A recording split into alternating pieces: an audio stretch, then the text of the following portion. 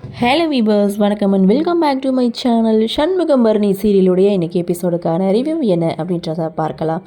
எபிசோடை பொறுத்த வரைக்கும் பெரிய ஆத்தா பெரிய வேலையை தான் பார்த்துட்டு இருக்குது.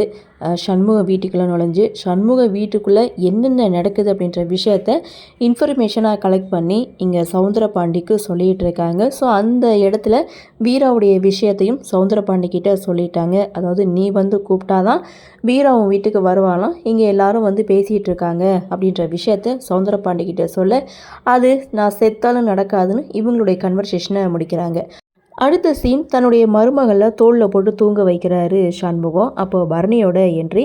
ஸோ பரணி பார்த்திங்கன்னா தாய்மாமன் ஆகிட்ட எப்போ நீ அப்பாவாக போகிற அப்படின்னு சொல்லி கேட்க, வீரா இங்கேருந்து வாழ போயிட்டானா அதுக்கப்புறம் என்ன நாம தானே நம்ம வாழ்க்கையை ஸ்டார்ட் பண்ணலான்னு சண்முகம் இங்கே பரணிக்கிட்ட சொல்ல, அவள் எப்போ போகிறது நாம் எப்போ வாழ்க்கையை ஸ்டார்ட் பண்ணுறதுன்னு சொல்லி பேசிகிட்டு இருக்கும்போது குழந்தை அழுகுது. ஸோ எசகி இங்கே குழந்தைய கொண்டு வர சொல்கிறாங்க. இங்கே பரணியும் குழந்தைய கூட்டிகிட்டு அங்கேருந்து போகிறாங்க.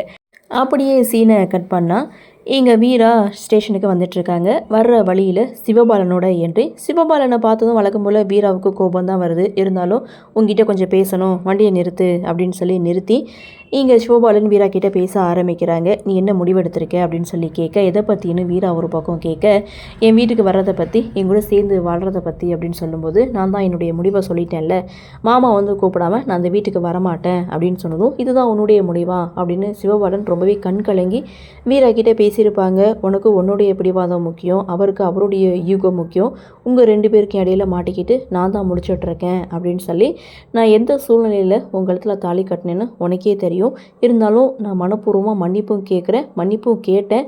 ஸோ நீ வந்து என் கூட வாழ வரமாட்டேங்கிற, அதனால நான் ஒரு முடிவெடுத்திருக்கேன், நான் மும்பைக்கு கிளம்புறேன், அங்கே வேலை கிடச்சிருக்கு, நான் போக போகிறேன்னு வீரா கிட்டே சொல்ல, அப்பவும் வீரா மனசு மாறலை, நீ எங்கேயோ போ, ஆனால் என்னுடைய முடிவில் எந்த ஒரு மாற்றமும் கிடையாதுன்னு வீரா சொல்ல, சிவபாலன் இனிமேல் உன்னுடைய வாழ்க்கையில் நான் குறுக்கிட மாட்டேன்னு சொல்லிட்டு அங்கேருந்து கிளம்புறாரு.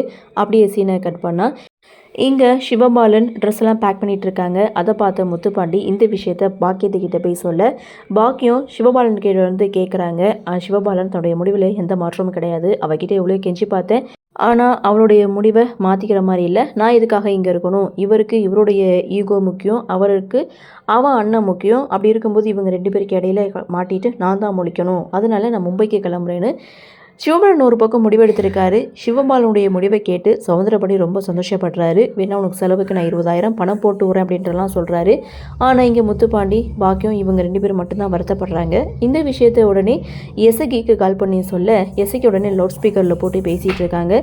ஸோ அந்த இடத்துல பரணி வீரா கிட்டே கேட்க, வீரா அவங்களுடைய முடிவை ரொம்ப ஸ்ட்ராங்காகவே சொல்லிட்டாங்க. அதாவது சவுந்தரபாண்டி மாமா வந்து கூப்பிடாம அந்த வீட்டுக்கு நான் வாழ போக மாட்டேன், செத்தாலும் போக மாட்டேன்னு அவங்களுடைய முடிவை சொல்லிட்டாங்க.